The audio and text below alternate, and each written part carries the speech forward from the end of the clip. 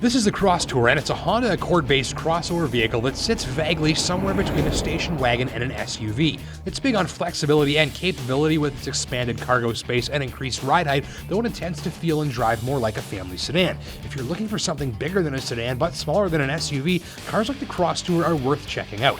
Remember the Honda Accord wagon from back in the day? Well, this is sort of its reincarnation. And like the Accord wagon before it, the Crosstour isn't trying to win any styling awards. From the rear, it resembles an oversized Honda Insight with dual exhaust. The front is sort of menacing, and some folks say the side profile reminded them of the Porsche Panamera, which isn't a terrible thing. Others said the Crosstour's body looked awkwardly placed over its wheels, clumsy, or even pregnant. But for Honda fans, after a high-utility wagon-like vehicle, the Crosstour has been attracting more attention than a laser dot in a cat shelter. Let's start in back. Though the cargo space is narrow in the center thanks to the shock towers, overall roominess is generous. You'll have no trouble getting your co-op student to load in all of your gear after folding the rear seats flat with a simple pull on a lever. There's plenty of room for 4 or 5 adults on board with those seats up too. Camping, renovating your house, moving, or just doing a whole whack of shopping, Crosstour is ready for the job. Really, for flexible cargo hauling and versatility, this thing just hits the nail on the head. Moving forward, the cabin in the loaded tester got beige leather and wood trim for some added flair, which was welcome because the cabin is fairly plain looking otherwise. It was well equipped though and included heated memory seats, Bluetooth, steering wheel audio controls, USB connectivity, and the central command knob for relatively easy access to numerous infotainment functions. There's plenty of at-hand storage too, but that's typical of most Hondas.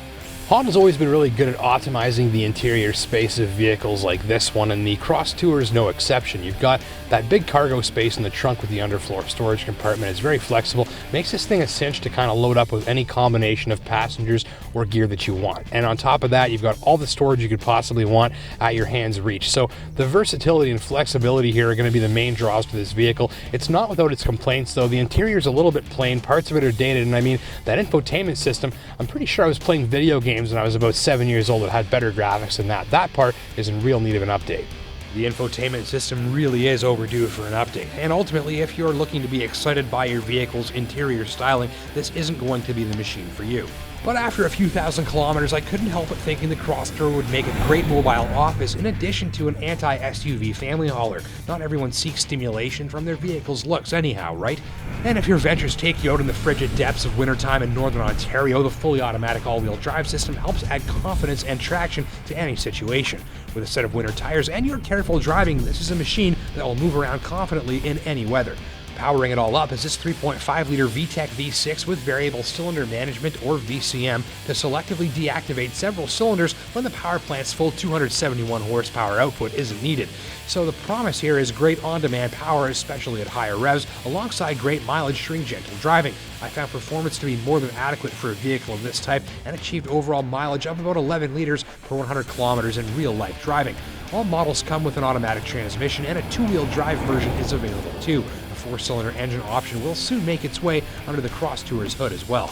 End of the day, I appreciated the Crosstour's ready and willing attitude to tackle any job I threw its way, as well as the all-wheel drive traction and punchy, pleasant-sounding and liquid-smooth V6 engine. It was nice to have a flexible and roomy hauler without having to drive a big, clumsy SUV. Really, the Crosstour feels about the same as driving a family sedan. It's not trying to set the driving enthusiast's soul on fire or make any styling statements, but if you can treat your vehicle as a transportation-related appliance and prioritize space and functionality above all else, the Crosstour should satisfy. Check it out alongside the Toyota Venza and Subaru Outback. Thanks for watching.